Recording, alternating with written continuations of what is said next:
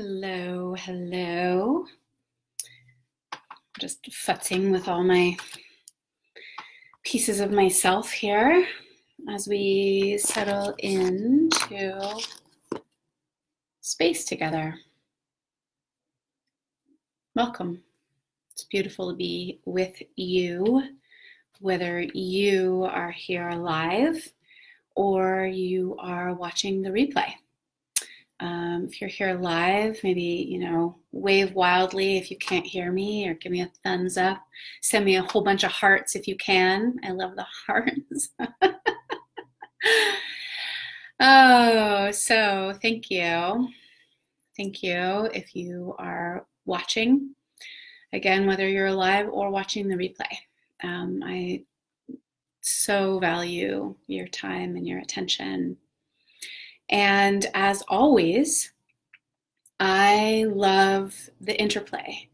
So I have a random page of scribbled notes. This is my, this is what an outline looks like to me. And some things that I know I really want to put forward, because this is a really important topic. This piece of communication and relationship is, these are such important skills, and they're ones that get collapsed a lot, and that a lot of people have a lot of challenge with. So these are important. There's a few things I know I want to cover. And then I love any questions you have, anything I'm saying that doesn't make sense, that you want clarification on, shares from your own life, either about times that it's gone really well, times it hasn't gone as well. If you have specific questions about your life, I love those too. If you have a different experience than what I'm sharing, totally good with disagreements. So welcome.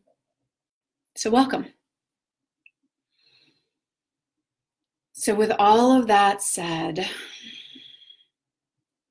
I want to say at the absolute sort of baseline, and of course everything's going to be at some point in some way, just about everything's going to be oversimplified, right? Like life is complex, humans are complex, but just starting at the baseline is like, how do you know if something's a request or if it's a boundary? And first, I want to say, like, that delineation needs to happen inside your own self first. It's sort of going like, so I would define a request as something you want or want not, right? But that another person truly can say yes or no to without, it doesn't mean that there aren't going to be any consequences, but there's if I make a request of someone, it means that if they say no, I'm not going to punish them. I'm not going to remove my love. And they're not going to be punished for having said no. I made a request and they answered genuinely. So that's an important baseline when you're looking at, okay, I want, well, I made a request and they said no, so, I'm taking my toys and going home. That's not a request. I would say that's a demand. If they're going to, if there's going to be like severe consequences, if they're going to be punished, if you're going to remove your love, then that's a demand. And I would call boundaries, demand gets sort of a bad rap in our evolved personal growth culture, but I believe that boundaries are just a subset of demands, and they're often just demands kind of not done so well. But boundaries actually are demands. They are something. So this is how to tell within yourself, right? A request is like, oh, would you, I asked my kids this. Like, I'm sitting at the table, we're all finishing dinner. One of them is going to get up and bust their plate to the sink. I say, would you please take mine with you? That's a request. Like, they actually get to say yes or no. They do not get to say yes or no about busting their own plate. That is like a boundary that I have in our house. And is that everyone busses their own plate, but you can ask, so like, oh, would you be willing to take mine with you while you're going to the sink? If they say no, it's important that I don't then punish them or, you know, remove my love, or have like consequences that they might have if, again, if they refuse to bust their own plate, those things will happen. But if they just say no to my genuine request of taking my plate, it's kind of like, okay. Now I might be like, oh man, I was really hoping you'd take it, or I feel sad. Like, I might give them a reason, which is different than a guilt trip, right? Like guilt tripping them, I'd be like, but hey, but if you do this, then that'll free me up to do this thing that you're asking me to do, or, you know, etc. That's getting into more complex, and I want to stick with the basics of understanding that internally for you, because it's important that you actually know to the best of your ability which is which before you engage other humans. That's one of the places things get muddy, is like, I thought I was making a request, but actually I had a boundary, or I thought I had a boundary, but I made it like a request, or, you know, these sort of, when it's waffly inside us, it often gets kind of wobbly and waffly and muddy outside of us. And so I would always encourage that the first place to look is internal. Like, turn the mirror and go like, okay, cool. Am I clear whether this is a request or a boundary? And then look at how we bring it to the other. So a boundary is truly something that is a hard line. And it's important to understand that these are different moment to moment, like what's happening in our life. A boundary can be, I can have a boundary in one moment and not in another. And they're also different from person to person. So there are people in my life who may not come into my house without me inviting them. And there's other people who can come into my house without me inviting them. That's sort of a dramatic example. You know, there's people who can hug me without asking to hug me. And then there's lots of people who can't hug me without asking to hug me. Or there, some of this, you know, really is sort of like, do I know the person, or being out in the world, and are they close to me and in my, you know, in my immediate sphere. But even friend to friend, or family member to family member, or these things, it's sort of like, it's important to understand, again, this is internal, that it's okay that your boundaries change. I want to pause because Cara Wan said, why is it important to know the difference? And I'm assuming you're saying between making requests and setting boundaries. I would say it's important because, well, I think it'll make sense actually as we go, but how we communicate that is actually very different, whether it's a request or a boundary. And it's more likely that we'll actually get the thing that we're wanting. In a moment, I'm going to talk about where they get collapsed and then kind of the problems that come from that. So I think that that will probably answer some of that. And then if you still have specific questions as I'm going, then please bring it. Thank you. So, but the reason that I want to clarify that your boundaries actually, first of all, they can move, right? It's not just like I have a personal space bubble that's always here. It's like, no, I have that with, you know, you, or when I'm out in the world, or, you know, something like that. But like, then suddenly I'm with, you know, my lover, or I'm with my children. And sometimes what I like my personal, but, you know, sometimes I still want it out farther. So again, my boundary can actually change, but it can also change person to person. So when I say it's a hard line, that doesn't mean that it's just something that exists in a static form in relation to me.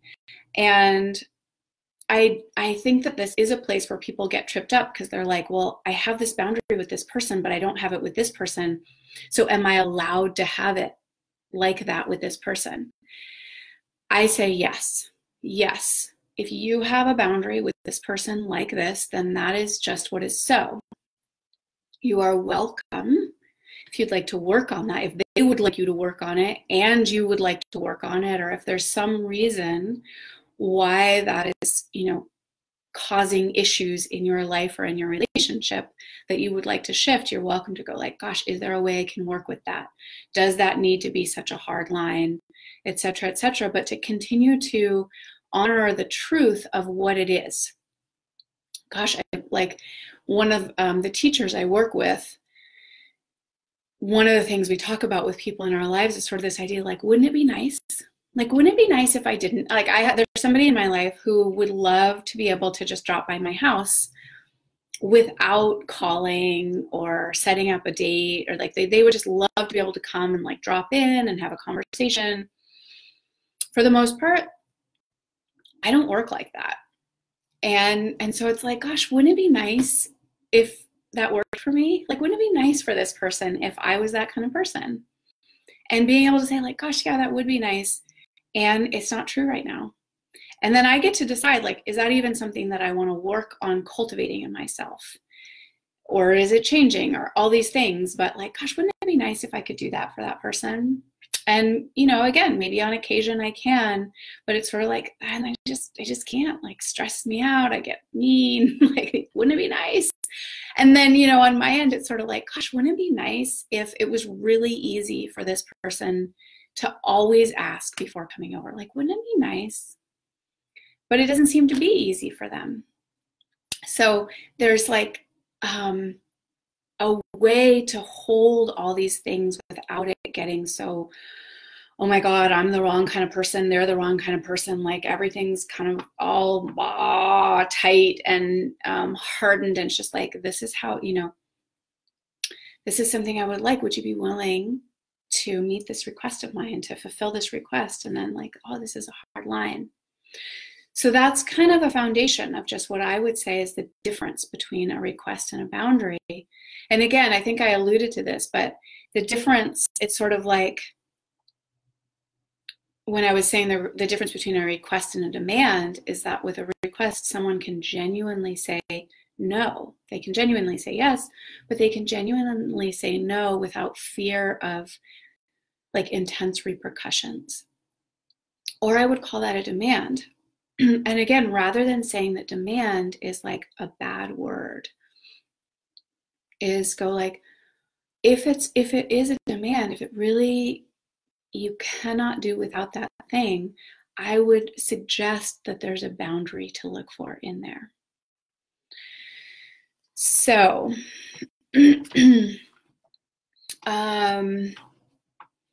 some examples would be,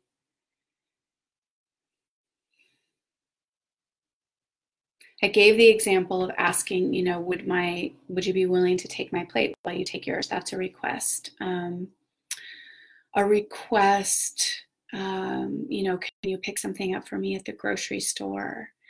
May I have a hug? I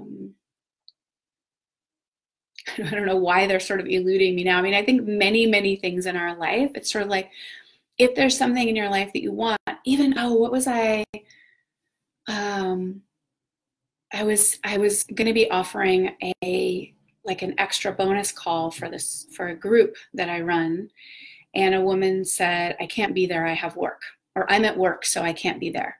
And I said, that's totally, you know, first of all, you don't even have to do this. You may not even want to be on this call. And have you considered that you could even ask?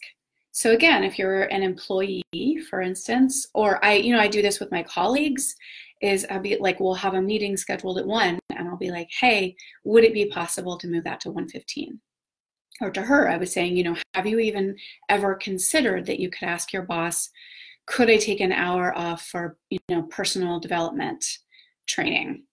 Or would it be possible for me to take my lunch break between this time and this time? Right, those are requests. And then if they say like, no, it really isn't because da, da, da, you go like, cool, I asked. I made a post about this a number of years ago, but I mean, first of all, you never know if you don't ask. So that's one of the things. I think one of the reasons it's important actually to make this distinction is because a lot of times people think if they ask, they're obligating the other person. And so the reminder inside ourselves, like, no, this is a request, which means they can really say yes or no. And it might be something that matters a lot to me. And it would mean a lot if they did it. So we can even let, you can let somebody in on that. Like, wow, it would make a huge difference in my life. If you were able to pick up the kids today because of, XYZ reasons, like, oh my God, that would just make my life so much easier. And then somebody's like, wow, okay, I might have said no if you'd just been like, hey, would you do this thing? But now I get what an impact that would have on you. I would totally be happy to do that. But it still means that if they say no, you're kind of like, cool, I was the one who was slated to do it. It was a request. It's actually okay if they say no. A couple of years ago, I had a call with my friend, I don't know if he's still on the live, but Tad Hargrave, who lives in Canada. And I just forgot that Canada and the United States were different countries. Like, it just didn't seem international. If I made a call to England, like if I was calling London, I would be like, oh, this is an international call. I got to think about this. But I just forgot. And we must have talked for like an hour and a half or 2 hours. We talked for a long time. I got my phone bill and I was like, what? I don't even remember now what it was, but at the time it was really shocking. And I had no idea why. And so I called the phone company and I said, I don't understand. And they said, oh, you made this international call. And I was like, I did what? Like, I don't remember that. They said, yeah, you called Canada. And I was like, oh, yeah, okay, totally my responsibility. I just forgot Canada was another country. And then, as they often do in these, it's like Verizon, I think, and at the end they say, like, is there anything else we can do to make this an amazing experience for you, or something to that effect, which in a way it's just like what they're supposed to say, and everybody knows, like, you say, like, no, that was great. But it was the way he asked, and I just had this moment, and I was like, well, if you waived the charges, that would be amazing. And he was like, I can do that. It's the first time, blah, blah, blah, this, that. He was just like, I can do that. And I was like, that's amazing, So, but that was a request. Like, hey, could you be willing to waive these fees? I know it's my responsibility, but that would just be awesome of you. And he said, yes. So you never know if you don't ask.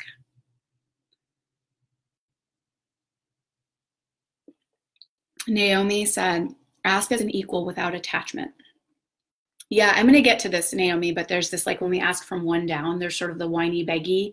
And when we demand from one up, there's like, it's the demand. And they're like, I don't want to even, my son, actually, I am jumping ahead here. That's like such a great point, Naomi, but my son often gets really mad when I ask him to do things that he was already going to do. And I actually remember this from being a child, but I'll be like, Trent, please, da-da-da. And he was like, I was just about to do it. And suddenly he doesn't want to do it, even though he was 1 minute earlier, like, about to do it.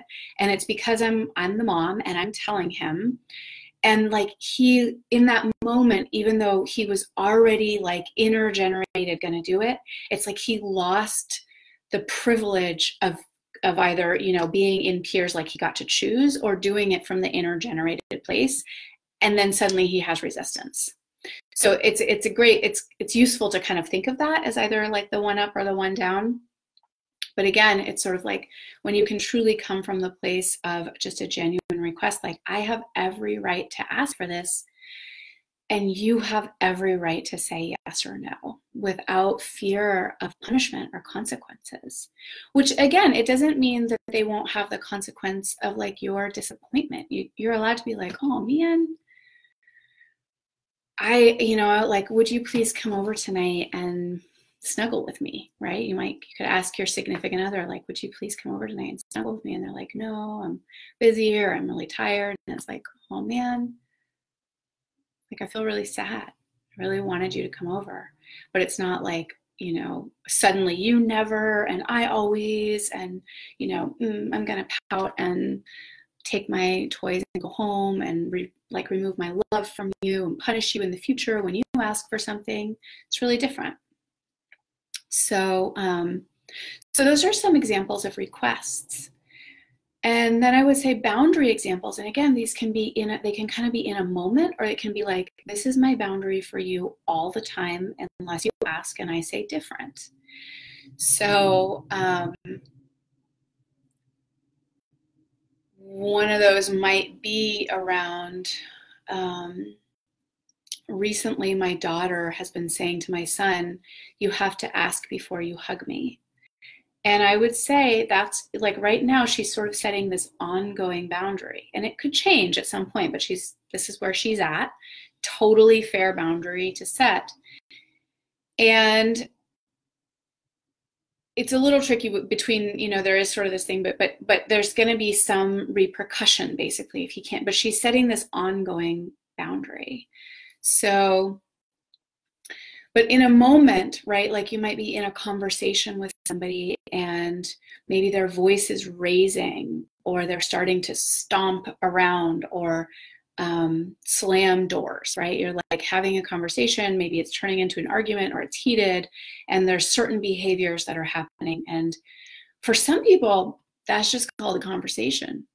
And everybody's like great about it. Everybody's passionate about it and it's all good. And then, you know, for other people, there might actually be a boundary, which is, you know, unless you can talk more quietly, unless you can sit down in one place, unless you can stop stomping, you know, unless you can stop slamming doors, I need this conversation to end for now, and we can bring it up again later. So that's an in the moment boundary. Again, it might be a long-term boundary, like I can't have conversations with you if you're going to yell. If you yell, I will end the conversation. And those, so there is a demand in there, and it is a boundary. And so the important thing to me, especially about delineating between requests and boundaries, is that, and this is actually a big part of the reason that I wanted to share about this, is that I get so many people come and they're like, well, I told them what I needed and they didn't stop. I'm like, great, so what did you do? So in that kind of an example, again, I have a teacher who has shared a story with me where her mom likes to talk about, you know, it's what many of us would call gossiping, but she likes to talk about other people who aren't in the conversation. And my teacher has said, she shares with her mother, she says, I don't want to talk about people who are not here. And if you start to do that, you know, I'll let you know. And if you can't stop, I'm going to end the conversation. Like they might be on the phone. She's like, I'm going to hang up. And that's just it's a clear set of consequences. And that's actually what shows a person this is a boundary. You know, sometimes people can really just hear that and then they can honor it forevermore. Wouldn't it be nice if all people could do that?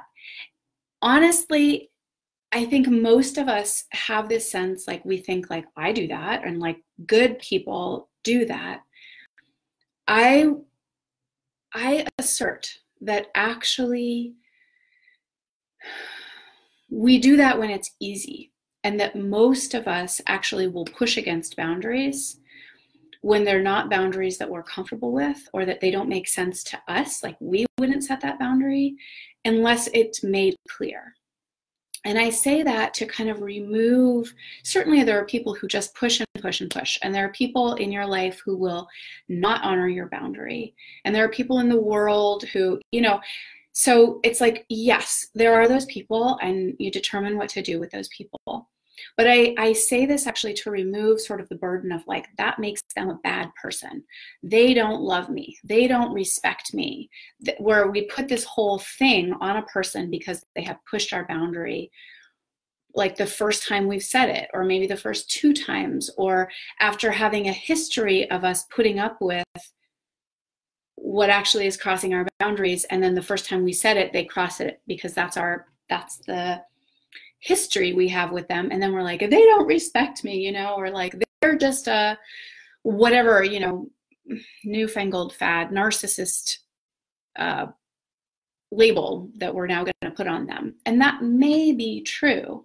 And it may be that we have literally been in relationship with this person, you know, sometimes our whole lives, if they're our family member, or a month, which is still a certain amount of time, or maybe it's 3 years if we've been married to them, or, you know, all these things. We've been in a relationship and we have allowed a certain behavior, and then we got clear, actually, this is not okay with me, and it's not a request, it's a boundary.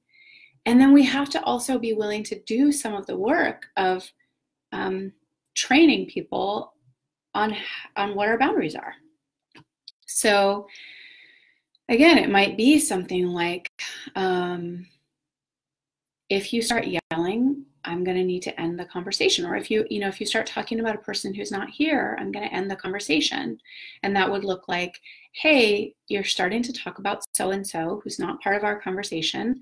Let's talk about something else, or I'm going to get off the phone. And then if they say, well, I just wanted to, like one more thing, it's like, click. And that comes from, I want to get into this a little bit later, which is like, well, how do we do this powerfully or beautifully? Or powerfully and beautifully? And there's a way, sometimes we just need to practice the setting and the holding of a boundary. And maybe it won't be the most beautiful at first. Like if you watch a toddler learning how to walk, I mean, it's beautiful. We can see that it's beautiful from our perspective, but from their perspective, it might not seem beautiful. It's awkward. They're falling down, they're failing, they're getting back up, they're like scraping their knees. It's actually, and we have to be willing to relate to ourselves like that when this is not a well-practiced skill. So first, I just want to give you permission to do it not perfectly and maybe not beautifully at first. Maybe do it awkwardly. Sorry, I don't know, I'm having hair issues. But when there's that part at the beginning where I was saying it's so important just in our own selves to get clear, is this a request or is this a boundary? And then there's something about getting right with that. And that's going to look and feel and be a different path for every person. And again, sometimes we have to do the work even before we get right with it. Like, it's like, this is a boundary and I'm judging myself for having this boundary and it scares the shit out of me to have this boundary, but I'm going to actually do the work of setting and holding and honoring myself with this boundary, even though I'm not 100% right with it in myself.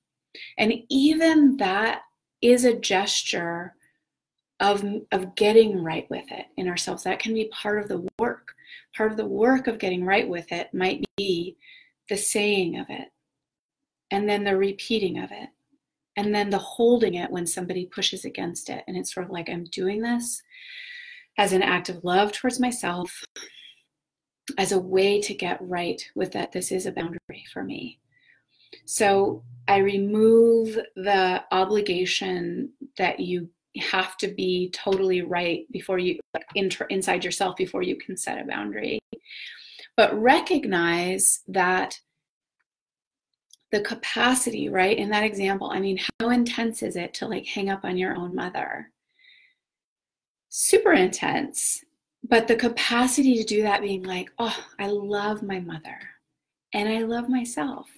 And this actually makes our relationship more beautiful, because if I stay on the phone and listen to her talk about another person, when I'm not okay with that, for 5 minutes or 10 minutes or however long she'll talk, clearly ahead of time, not in a peak moment when it's happening, but ahead of time, hey, Mom, I recognize that we have actually bonded in this way in the past. I will no longer do this. And if you can't respect that boundary, this is what will happen. And then actually to just do the work of again, it comes up like, hey, you're starting to talk about, Susie at the grocery store, and I don't want to talk about people who aren't on the call. So let's talk about something else, or let's get off the phone. And then if she can't do that, right, like actually how much more loving. But the more that you can practice that inside yourself, so that that internal space actually is open when you're hanging up the phone, or when you're walking out of the room where somebody is yelling, or when, like, whatever the things are where it's like, no, this is a boundary, and now I am following through on the thing I said would happen if you crossed it. Like, again, with my kids, so much of my work has been around, I mean, of course, as they get older, there are things they need to learn, but especially when they're younger, is like, it's almost like part of their job is to push and find out, is that really a boundary? Is this really where you stop and I begin? Is this really like, how does the world work? And the more I can go, that's just part of their job or like their role as the kid, the less I'm just like, why are you making me hold the boundary? And the more I'm like, cool, so that's my role or my job. And I need to get breaks from it. And I need to, like, and I can tell them that, we can have conversations about it at other times, etc. But I say to my kid, like, it happens actually both of them. Like if they're like kind of poking at the other person, I'll be like, you need to take 2 steps back, or please stop talking to your brother, hand that back to your sister. If you cannot, like, I'm going to count to 3 and I want you to put it in my hand or I'm going to take it from you. And they're just like, that's just super clear. Of course, it's different when it's 2 adults and the structure actually remains the same. However,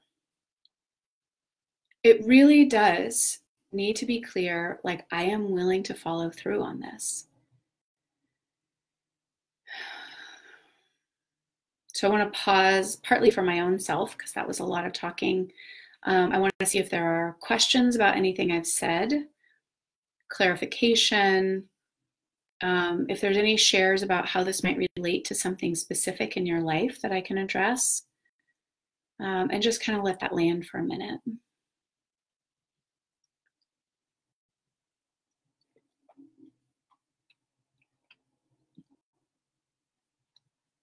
I'm remembering, I actually meant to say this at the beginning, but it was beautiful. It was actually a woman in one of my programs, Fierce Grace, who basically asked the question, hey, well, what's the difference between like a request and a demand, or just like asking for random shit I want? And the reason I want to say this at the beginning is I think actually all of those are great. Totally fine to make requests, like fantastic, make requests. Totally fine to set boundaries, like incredibly important skill. And totally fine to just ask for random shit. I mean, in a way that falls under requests, but there might be like deeper requests that you want to make in a more powerful or a more beautiful way. And then there's just like random shit I want, like, I would love it if, and it's totally fine. I mean, that's a little bit more of like the phone bill. I was like, random shit I want. Like, I would love it if you would waive that fee. That would be amazing. Like, it's fine to put those things out there. It's important that we take some responsibility for the impact. So especially for the people who are in our lives a lot, like if we're just constantly like, would you do this for me? Would you do that for me? How about this? What about this? Like, I'd love this. Would you be well? Like, how would that? Some people in our lives, that's going to be fun for them. Like maybe it's sort of exciting and inspiring. Maybe they're really good at saying no, so it just doesn't bother them at all that you ask for 10 things a day or an hour, because they're just like my kids do this, right? Like, God, where were we the other day? I feel bad sometimes that I use my kids as examples so much, because I don't mean to say that people who do this are childish necessarily, but I'm with them a lot, so they give me a lot of fodder for examples. Where were we? I don't know, but we were somewhere where they were like, can I have this? Can I have this? Can I have this? And I was like, just so you know, I'm going to say no to everything until we eat lunch. So if that's what you want, like if you just want to hear me say no a lot, go right ahead. But if like you're actually hoping for a yet, like, and just so you know, I'm finding this really annoying. Like, but there are times when I can also just be like, great, they're like I can almost, it's like it's like great, they feel free to ask for everything they want in the world. And I'm just going to say no as long as it takes. Like, nope, nope, not doing that. Nope, nope, nope, nope, nope, nope, nope. However, it's important as adults, especially with other adults, to realize that most people have not been trained or cultivated within them the capacity to say no and not feel bad about it. Now, is that your fault? No. But as an adult who cares about that person, can you take some responsibility for it? Like, oh, this person never says no to me because they don't know how. Is that my fault? No, but I love them and I get that that's true about them.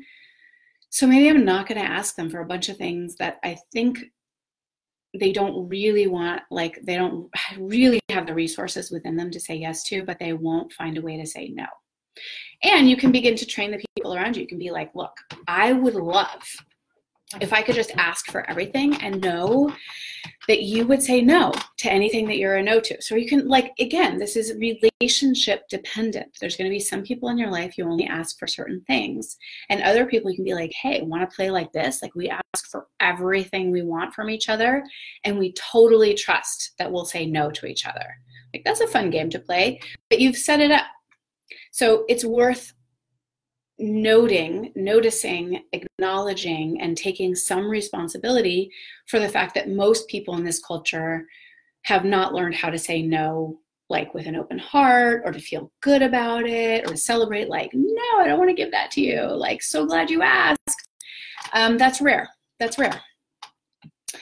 So, and it's important to, at the same time, honor ourselves. And this is where that started, is like within ourselves to really free up the part that goes like, I do want this. I do want this. I do want this. I want to ask this person for this. This is a boundary. Like, I want like all these things and I don't want these things. And like to start letting the channel that lives in be free to want and not want, and like have the needs and wants and boundaries, all the things that are true. And then know that it's okay to have them and not have them be met. It's okay to be like, I really want that thing and I'm not going to have it right now. And I still want it. Even though that person doesn't want to do that for me, I still want it. And all of that is actually okay. It's okay. So I talk about this a lot because it kind of fundamentally comes down to this with just about everything. But this is also, it's just like why strengthening our nervous system, which fundamentally has to do with working on our capacity to like feel inside our own selves, and not just like emotion, like feel sad, feel this, but like intensity, to hold kind of intensity and to feel okay in it. I would call that that's a nervous system capacity. And so when we build that, we actually build our capacity to hold like the amount of desire that we might have, or to want things, the capacity to hold both the wanting and the not having, the capacity to say no to things, the capacity to hear a no, the capacity to ask even after a person has said no, like that. It's a nervous system capacity. So that's an example of, I mean, this was a request of mine. It was a strong one. Like, I didn't really know what I was going to do if I really got to know, but I asked my partner if he would take care of both of my kids. He had, we have one kid together, and then I have another kid who has a different dad. And so I was going out of town, and I had a place for that child to be for, you know, like some different times. And then there was this chunk of time I was like, oh, I made actually a scheduling error. I miscalculated. I could come back early. Like, there's lots of ways to work with it. I mean, that bottom line is obviously I would have been there for my kid, but I didn't quite know what to do. And I was like, well, he's taking care of our kid. Maybe he can take care of my other child also. And I asked him, and he didn't reply. And I really was like, well, I could take that as a no. I could take it as like, he's uncomfortable saying no, so this is his way of saying no, but he hasn't said no yet. And again, there's the inner work of being like, okay, it's not a demand. I'm not going to withhold my love. It's not punishment, either for not responding or for saying no. And I'm going to ask again, which can be uncomfortable, right? Like, well, obviously they don't want to do it. They didn't respond, or, you know, these kinds of things. But it's something that I really needed. And so I asked again. I think I'd asked 3 times, and then he was like, send me the schedule, blah, blah, blah, blah, blah. And I was like, that was amazing. I'm so glad you can do it. So that, again, that's actually like our nervous system capacity to be like, wow, I didn't get what I wanted right away. Can I hold that? Can I still want it? And then maybe, because it can actually change. You know, somebody might actually set a boundary, which is like, I need you to stop asking me for that, you know, for X amount of time or forever or tonight, or, you know, like, I need you to stop asking me that. Or else I'm, you know, like something. Or it's just like, because you might say, you know, hey, like again, my kids are a great example, because I'll be like, you know, will you come over and snuggle with me? And they're like, no, we're busy doing blah, blah, blah, blah, blah. And then a little later, I'm like, how about now? Like, will you come snuggle with me now? And as long as I'm really okay with them saying no, and I'm not guilting them or like closing my heart or withdrawing my love from them, unless they say like, Mom, like, please stop asking us, we're busy. Like, if they say that, I'm like, cool, that was clear. But they're just like, not right now, not right now. And then I'm kind of like, okay, well, I can, like, actually, I still, even though they're saying no, I can still want that. And I can still even ask for it. Boundaries and requests. Again, I'd really love if there are any specific questions around this, or like, you know, a lot of times, again, the devil's in the details. So hearing where this is alive in your life, I'd love to be able to support you if I can. I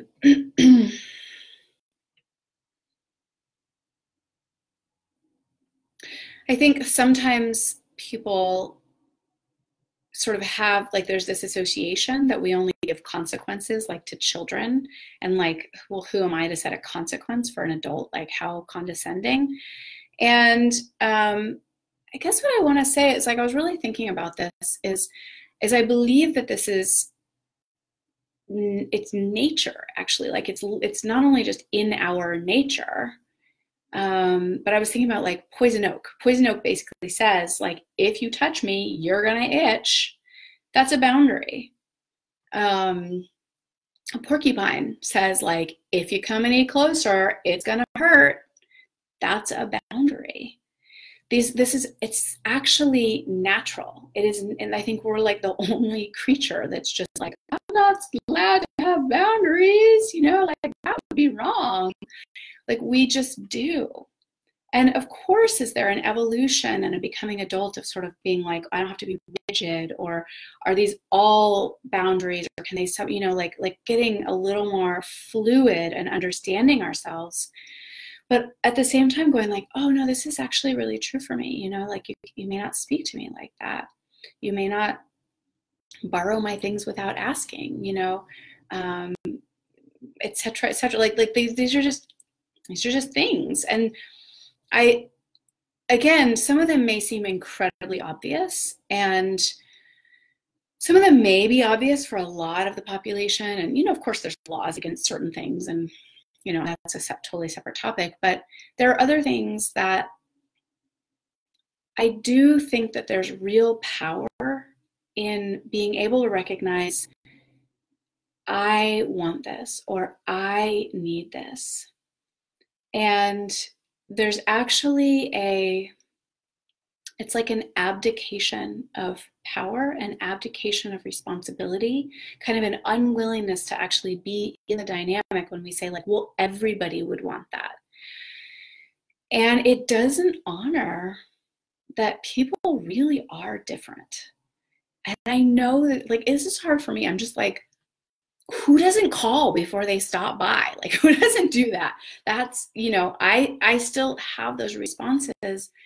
I think some of it has, you know, been that I've been privileged to have intimate kind of conversations with thousands and thousands of people that I'm like, wow, people are really different.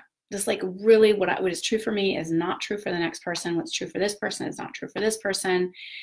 And that it's one of the ways we sort of abdicate our responsibility to get clear on, like, well, what are my requests? What are my desires? What are my boundaries? And become intimate with ourselves in that way. When we say, like, well, everybody wants that, then we just sort of, we don't actually have to take the time to go, like, I want that. And there have been a number of times in my life where things have happened either within organizations I've been part of, or communities I've been part of, or people I've been in intimate relationships with, where it's been really clear that like I need to be like, actually, I need this, even if there is not a single other human in the world who wants or needs this. And I do believe that there is actual real power, like I mean, I use this term sacred sovereignty, right? And a lot of my work is around sacred sovereignty. And I teach women that in long-term programs and also in live weekends. But even when I'm working with men, it looks a little different. But this, like, that is, it's a sacred work. And it's something that does, it acknowledges the interdependence, which for me is part of what makes it sacred, but it also acknowledges the sovereignty, which is like, I actually do want this. I do need this, even if there's not another living being that wants or needs this. That is deep, deep honoring of the being that you are. And it doesn't make the other people wrong if they don't want it. It just says like, I want this. I need this. I mean, that is deep self-loving, a deep act of self-love, to be able to like honor those pieces, even if they're not true for anybody else. Sari, thank you. So she said, I can use this example around wanting sober adults around her baby. Okay, I made a video for her about this, but so she hasn't watched it. Breastfeeding the baby in nap zone and may not be able to do back and forth. Okay, cool, thank you. So in Sari's actually in a group that I run, and so in that group, she brought forward this piece around whether to, I mean, I think, Sari, you actually used the word request, but it was like whether to make the request of a larger community that she lives in that adults only be around her baby when sober. I'm not going to go into all the minutiae, Sari, because I actually did do that in that video of like getting clear on what sober means, but I'll just drop that in here because when you're, you know, either setting boundaries or making requests, it is useful to know clearly, like, well, what am I actually talking about? And I'll extrapolate a little bit, like, so sober is something that we can sort of measure or not measure, but, you know, some people consider sober having had 2 drinks, and other people say sober is like no substances. So, but for many people, we use things like a boundary is like, you have to respect me. And respect is less tangible than, it's even less tangible than sober. But people are like, I am respecting you. I'm always shocked when I admit things like this on live, but I'm going to say it anyway. For some reason, it just keeps coming into my mind. But is like, I really love to be like slapped in, you know, like in intimate relationship. It doesn't even have to be sexual necessarily, but like I mean, it literally is like medicine for me to be like spanked and slapped. Sometimes it brings me back into my body. Of course, like only some people get to do that. I'm not interested in being slapped when I walk down the street. But for some people to ever be hit would be like deeply disrespectful. And so if they say like, don't, you know, like you have to, you know, I have a boundary that you respect me. And then their partner like spanks them during sex and they're like, you weren't respecting me. And they're like, I totally respect you. You know, I thought that was showing respect. So it's important to define these things, and words like respect, even love, right? Like you don't love me, but that doesn't come up so much in requests or boundaries, but is anytime there are these broader abstract words, I really invite and encourage to go underneath and go like, well, how would I know? What are the things for me that show that? What am I really asking for here? I want you to listen when I talk to you. I don't want you to interrupt me.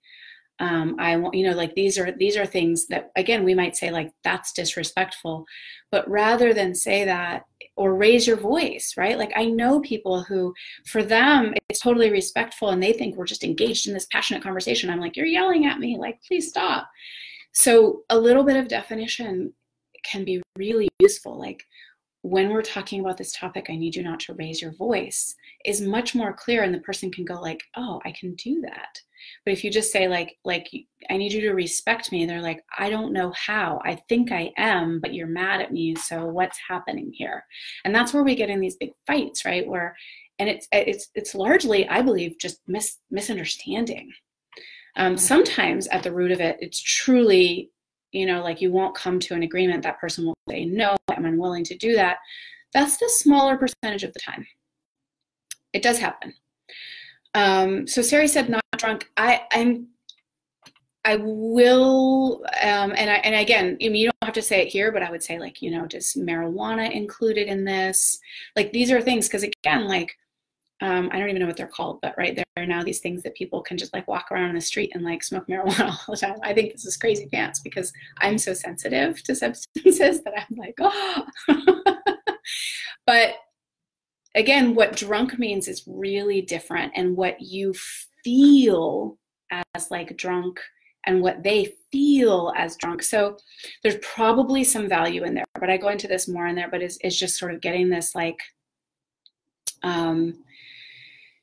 getting some clarity, especially if you're really going to set a boundary where you're truly willing to follow through. Now, a request, again, is one of those things where someone can say like yes or no, and they're not like, and I would say that if you're like, great, then you can't hang out with my baby, it's actually a boundary. Like that's a big enough consequence. Again, it doesn't mean you have to you have to like remove your love or close your heart. You can do all of that wide open, like, awesome.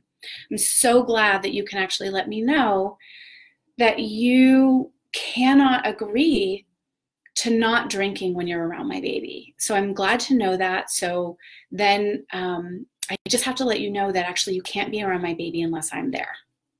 No hard feelings. This is just what I need.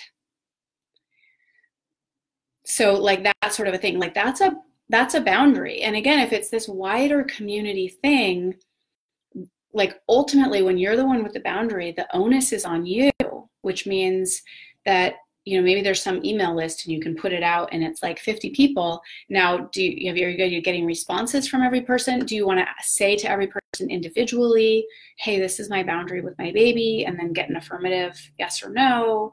And I know that we've talked about also, like, there might be people in your community who are right now providing childcare, and that might be really important to you.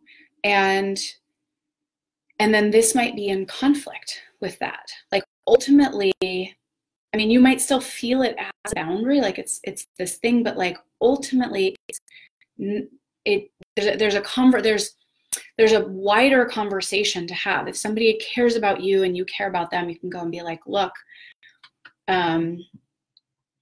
if they can't agree to be sober, but it's like, I just want you to know why this means so much to me. Those are individual conversations. Like, those are hard. It's not to say that some of that can't be disseminated in a large community, right? Like some written thing that says like, this is really important to me. This is why. This is the impact I see. Like, this is what I think it will create. If I like, this is the kind of relief that it will create for me. If you're willing to agree to this, like this is different than manipulating, complaining, demanding, nagging, convincing. Like, it's saying like, hey, this is why. It's more what I would call like enrolling, right? Actually, it's like somebody comes to me and goes, hey, this is what like, if you did this for me, this is what it would provide, and this really would mean a lot to me, and this is why, and this is how it's going to make my life better. Like, suddenly I'm like, I am so excited to do that thing, like, that's great. And it's less of like a tit for tat. I mean, you can do that too. I'm getting off the topic here, but it's sort of like, if you do this for me, I'll do this for you. And then I'm like, I find that personally less interesting, and I find most people find that less interesting in interpersonal relationships. Like, I mean, we do that at the store, we do that when we hire people, we do it sort of like, I will give you this and you will give me this. But if I know the impact that my doing something or not doing something will have on people, like, I am so much more inclined to do that or not do that around them because I care about them. I am going to come back to this, Sarah, I promise. I just want to follow this for a minute. Like, one of my colleagues that I teach with, he hates it when I interrupt him. And I am the worst. Like, I I interrupt so much. I do this with everybody. It's like not personal. It's not that I don't respect him. It's not that I don't think he has good things to say. It's not even necessarily that I think that what I have to say is better. I get very excited and I start talking. And also it happens in groups. Like I'll be in groups and there'll be something happening and people are raising their hand to share. And I just like jump in and I'm like, oh, I have an idea. But I just like literally how much. And over time, you know, I've learned to work with that in myself because I see the impact it has on people I care about. And some of that is like if I'm in groups long term, I see the way that other people get frustrated or they get their feelings hurt because they never get to talk, even though they've been waiting patiently with their hand up, but I just jump in and share. And so like I'm talking all the time. And I see the way with this colleague of mine where, you know, it really hurts him. And he does his own work around that. But I care about him enough that it's not just like, well, that's just who I am, so deal with it. You know, some of it is kind of teaching him like, okay, it really isn't about respect, and I do just love you, and like when he knows that, that can help. But it's not totally fair to just put it all on him and be like, well, I didn't mean it that way, so just deal with that, like your own reaction to being interrupted, and just let me do my thing.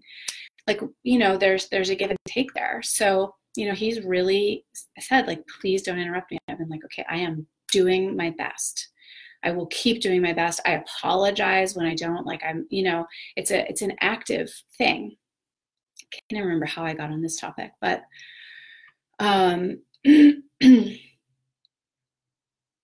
in the realm, like if there are people who you're counting on for childcare and they will not agree to be sober when they're with your child, it is up to you to determine whether you're actually going to hold that boundary. It's technically not theirs to hold.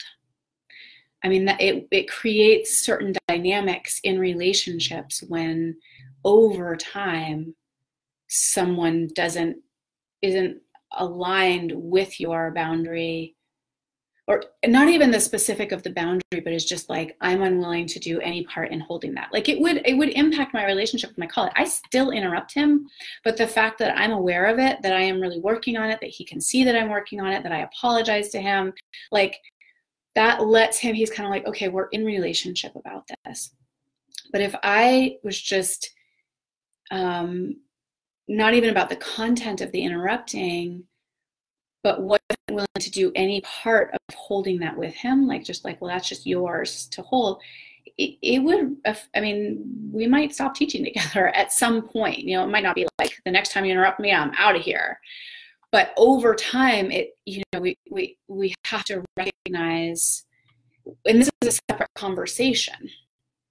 A separate conversation is over time, I set boundaries and you say no, and that, you know, like, or this happens and that means this, this, and this about our relationship, right? So that's like a longer term thing. But, you know, being like, okay, I guess I can't count on that person for childcare. If they will not say, yes, I agree to be sober when I'm with your child. And then of course there's whether they follow through on that, right? They say, yeah, totally, 100% agree. And then you find out that they went out with a bunch of other people in the community and they all had drinks. And then it's like, okay, then there's the place of going back and checking, being like, so this is the way I remember the conversation. I remember the conversation was that I said, if you're going to be around my child without me, I need you to be sober. And you said, I agree. And so then there's a place actually of checking and being like, is that how you remember the conversation? Because that's the first piece to get clear on. I'm getting ahead of myself here with this, but I think it is important to just drop this seed in. And then if they say, yeah, totally, I remember that conversation, then you go like, awesome. So it seems like today what happened was that you were with my daughter and you went out and had 3 drinks with these people. Is that how you see that? You know, like there are these steps, and it can be challenging to kind of slow it down and take these slices rather than like all of this, you know, and everything I feel about it. But like, okay, this is what I think happened. Is that how you think happened? Like, cool, then we can move on to the next thing that I think happened. Is that also what you think happened? So I hope that that gives you something to work with that. And I also hope that that is helpful for everybody. Like that's a specific example. But there are these things that were like, well, I said the boundary and then they didn't honor it, right? Like you might say, I mean, I think I talked about this at the beginning too, but there really is this sense of like, but I said, don't talk to me like this, and then they did. So what do? I'm like, so what did you say would happen when you said, don't talk to me like this? Did you follow through? Did you say like, I'm going to leave, or, if this continues to, like, I'm going to end the conversation, or I'm going to end the relationship, or I'm going to, do X, Y, and Z.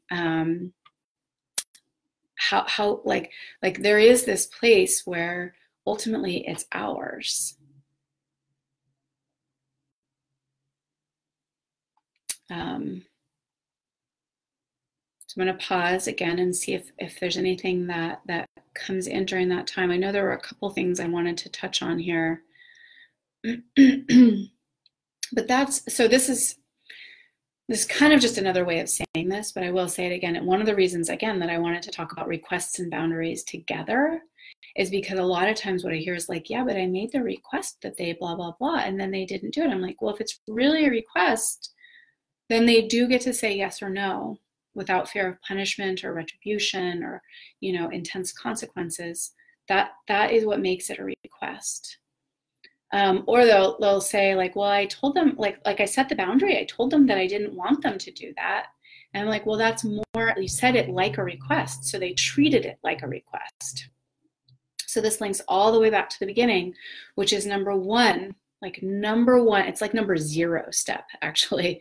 Number 0 step, like total baseline, is getting clear inside yourself before you start even having these conversations with other people. Is like, is this a request or is this a boundary?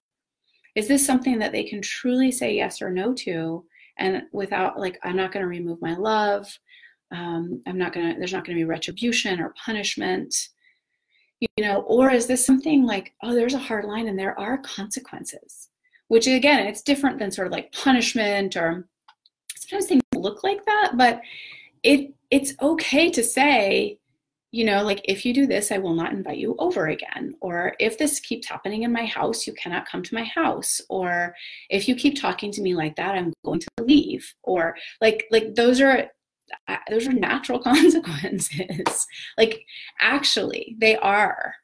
And again, there's a way in which, of course, there are people in the world who will push and push and push, or who truly don't listen, or who really do want to take advantage, or, these kinds of things. But I find that like a lot of people, they want to do right by us, and they've just never been taught. They've never been taught sort of in general, and then they've never been taught by us, like, this is the thing that I need, and then actually have it held. So they're like, oh, right, because sometimes, like, especially if it's not something, like if I have a boundary, but you don't have that same boundary, I can say it, and you can really want to remember it, but it might just not land in the same place, because it does, you're kind of like, I don't, like, that's not mine. I don't really, like, it doesn't live as alive or as solid in you because you don't have it. But if somebody says, I need this, and this will happen, and then you have the experience of that actually happening, it's like, oh, I get it. Like, this is what that is for this person. And that is actually teaching people how to be in relationship with us. So I want to do one last piece here about, well, two. So I want to speak to, because I've talked a lot about, I can't believe I've been talking for an hour. I've talked a lot about like setting up the consequences when we set a boundary. And I want to acknowledge that we also need to be willing to accept the consequences of setting a boundary. It's not like I get to set whatever boundary I want and not bear any repercussion.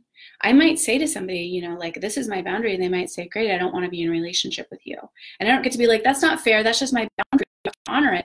They're setting their own boundary. And so, I might find in that, I'm like, maybe there's a little wiggle room, because actually I'm not willing to be completely out of relationship with you. Like, I want to find a place we can meet, but that's a different conversation. So so we have to be willing to also accept the consequences of our actions, the same way that we're sort of setting up consequences for other people. This is, I mean, I think this is like the deep work of sacred sovereignty, or adulting, as the millennials call it.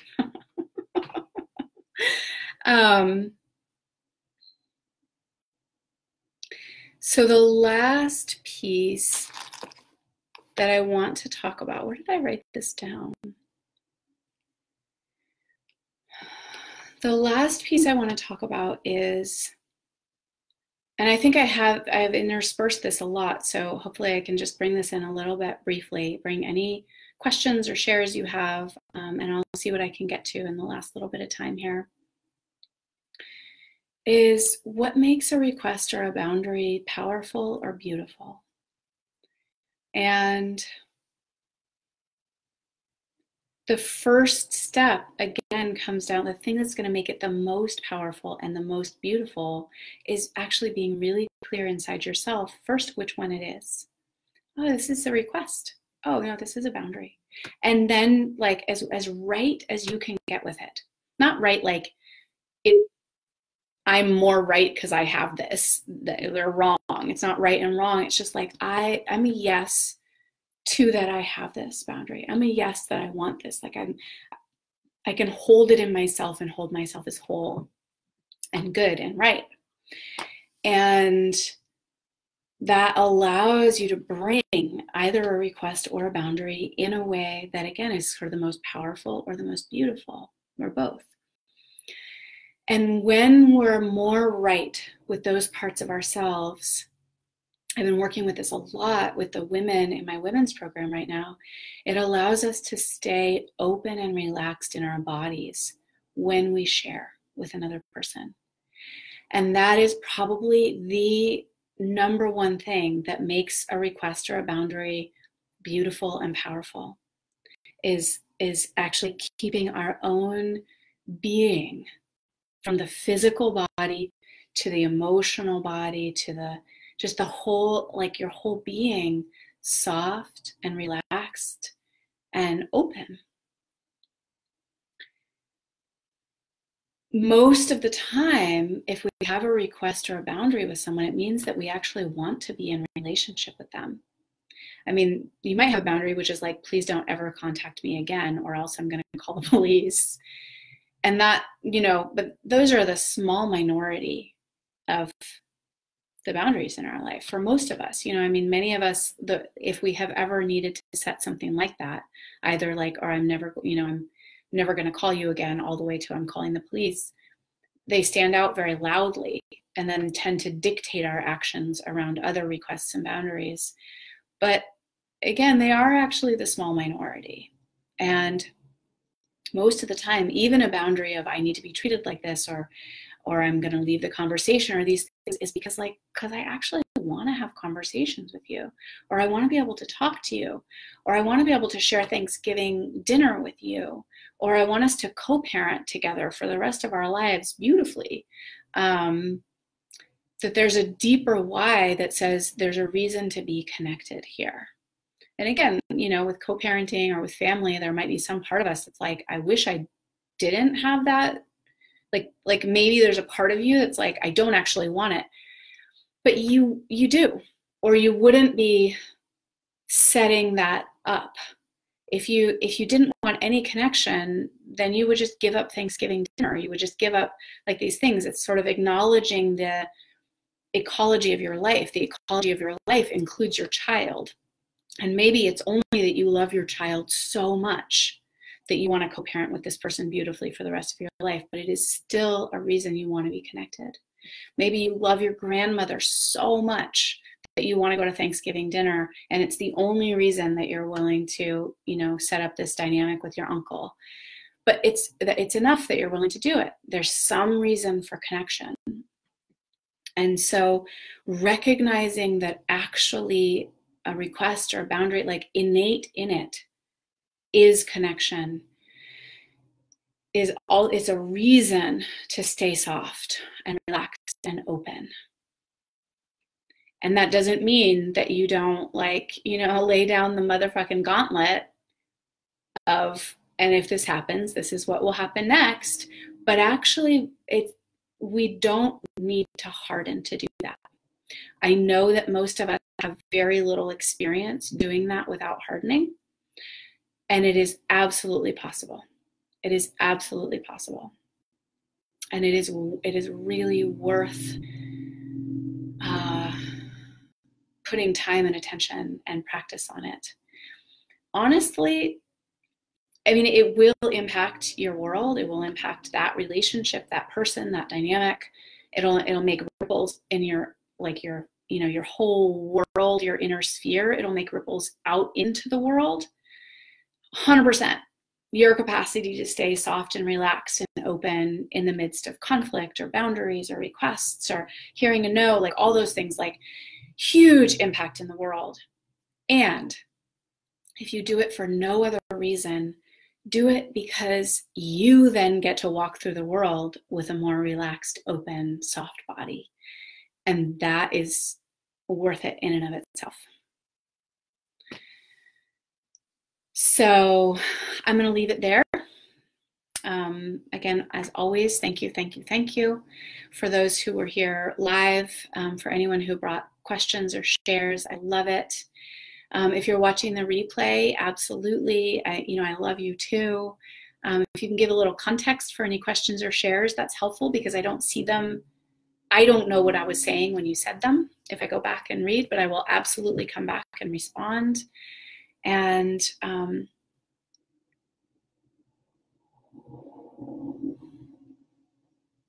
love you.